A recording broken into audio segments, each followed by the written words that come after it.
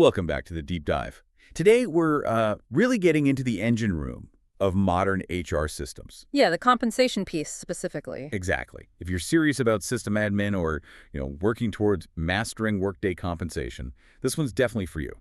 We're aiming to give you some shortcuts, focusing on the absolute critical configuration points. And we know these are critical because, well, our source material comes straight from the Workday Pro Compensation Certification prep. That exam really tests if you understand how things connect: payroll, staffing, admin. It's not just definitions. Right. It's about knowing how it actually works in practice. Yeah. Okay, so let's unpack this. Our mission today is pretty focused. We're pulling out 5 key concepts, 5 foundational ideas. The absolute must-knows for compensation setup. We'll walk through the flow, starting with how pay data gets out of Workday and ending with how managers actually, analyze it all. Master these 5, and you've basically got the core of Workday compensation down. Sounds good. Let's start where it matters most: getting people paid. Perfect. First big question then. That essential bridge to the paycheck. You're setting up a compensation element. Could be base pay, maybe an allowance. Yeah. What single field is absolutely mandatory in Workday so that data gets to an external payroll system correctly? Okay, yeah. The sources are really clear on this. For any comp element that needs to go out for payment processing, the mandatory field is payroll earning. That's the one. Non-negotiable for external integration. Payroll earning. Okay, but why that one specifically? Why isn't just the dollar amount enough for the payroll system? Well, think about it. Workday knows what the amount, say, $100 allowance, but the external payroll system, it needs to know the how. How is it taxed? What bucket does it fall into for reporting? Is it gross income or maybe a non-taxable reimbursement? Ah, right. Different languages, essentially. Exactly. The payroll earning field is like the translator. It maps the Workday element, that $100, to a specific code in the payroll system. Like, this maps to code 412, non-taxable expense. Or maybe this $5,000 bonus maps to code 101, gross taxable income. It tells the payroll system precisely how to handle that money. So without that specific mapping instruction, Yeah. the payment exists in Workday, but the payroll system just doesn't know what to do with it. It can't classify it. Precisely. The data transfer will likely fail, or worse, it gets processed incorrectly. That leads straight to pay errors, delays. Honestly, it's often the first thing you check when troubleshooting payroll problems. Is that payroll earning link configured correctly? Is it active? Yeah. That makes sense.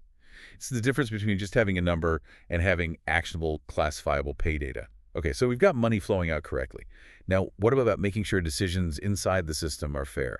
How do we put guardrails on management decisions? Let's talk compensation guidelines. What's their main role? Right. Compensation guidelines are key for consistency and, well, fairness. Their primary job is to define the recommended pay structure for a role, specifically the minimum, midpoint, and maximum pay for a given level of work. Mid-max. Okay. But you have to understand where they live, configuration-wise. They sit inside something called a compensation grade profile. Would you quickly break down what a grade profile is? Sure. Think of the grade profile as the container. It links a specific compensation grade, like, say, grade 7 or maybe grade A, to certain criteria, usually geography and currency. So the grade profile ensures that the guidelines, those mid-max ranges, are specific to the context. A grade 7 in London will have different guidelines than a grade 7 in Omaha. Got it. Local context matters.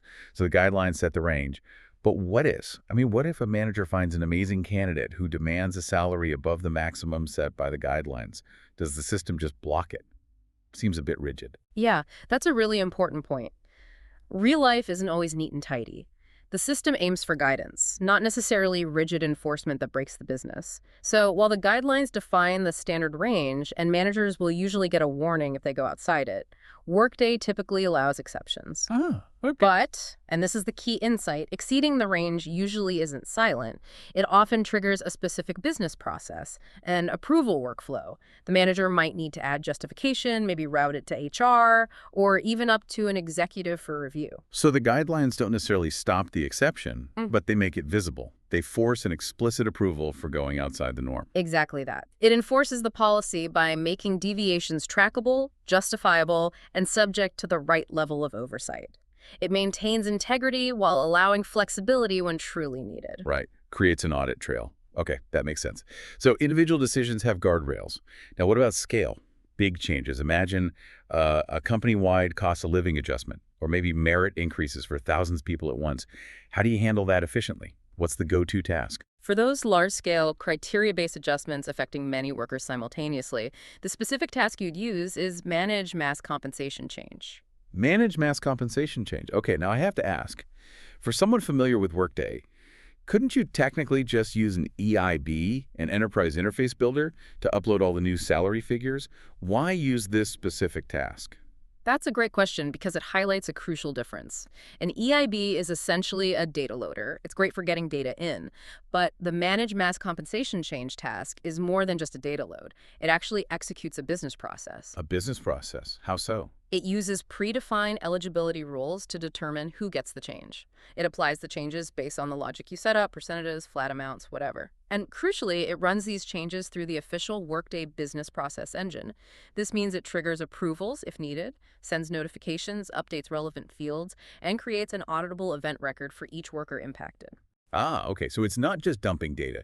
It's running the change through the system's logic, security, and audit trails, just like a manual change would be, but automated for thousands. Precisely. You get consistency, you reduce errors massively compared to manual uploads, and you have that robust audit trail tied to a specific business event.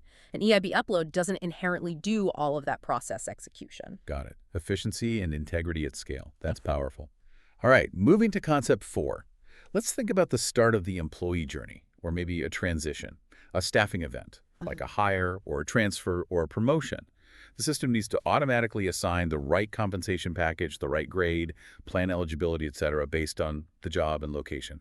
Where's that default typically set up? So first, yeah, a staffing event is any of those moves: hire, transfer, promote, anything changing the job assignment. To make this automatic, the most common place to configure the default compensation package is on the job profile. The job profile. Okay. Right. Why not set the default compensation at, say, the department level, the supervisory org, or maybe on the specific position? Because the job profile represents the fundamental nature and market value of the work itself, independent of who the person reports to or which specific budgeted position they fill. Think about a role like senior software engineer. That role has a certain market value, certain expected skills, regardless of whether they're on the payments team or the platform team. Right. The job's the job. Exactly. By linking the default compensation package to the job profile, you're saying anyone hired or moved into this type of role should start with this compensation structure. It ensures consistency for the same job function across the organization and automates the initial setup based on the core requirements of the role. So it sets the baseline compensation structure based purely on the job definition. Get the job profile right, and the compensation setup during hiring becomes much smoother, less manual work. Tremendously smoother. It cuts down setup time dramatically and helps prevent those initial errors that can cause headaches down the line, especially with payroll. The job profile becomes that source of truth for the job's baseline comp structure. Okay, fantastic. Configuration, integration, fairness, scale, automation. We've covered a lot of ground on setting up compensation. Now for the final piece, analysis. After all that work, managers and admins need to see the results, right? They need data. What's the standard go-to Workday report for getting that summarized comparative view of compensation for people within a specific team or supervisory organization? The absolute key standard report here, especially for managers doing comparisons, is the compensation spreadsheet. Compensation spreadsheet. Sounds simple, almost like something you could export to Excel easily. What makes this specific Workday report so important, especially during, say, annual review time? Well, the name is a bit basic, but the power is in its structure and the context it provides within Workday. It's not just a raw data dump. It pulls together multiple key pieces of information into one view. Base pay, allowances, bonus targets maybe, but also the employee's comp ratio, their position in the salary range. Ah, so it includes the context of the grade ranges we talked about earlier. Right. Exactly. It shows the employee's current pay alongside the minimum, midpoint, and maximum of their assigned grade, all laid out in a clear, tabular format. This lets a manager instantly see how each team member's pay compares not only to their peers, but also to the established structure for their role. So a manager can quickly spot if someone is paid low in the range, high in the range, or right near the midpoint relative to others on the team. That's precisely the value. It gives them that holistic view needed for making informed, equitable decisions. Think about merit increase planning. A manager can use this report to see who's maybe lagging behind the market or internal equity, and who might be at or above the top of the range, guiding how they allocate their budget. Right. It turns potentially complex data points into something actionable for the manager right when they need it. Exactly. It's designed for quick analysis and decision support, especially crucial during those sensitive compensation review cycles. Well, that's our deep dive for today. Until next time, keep digging into those details.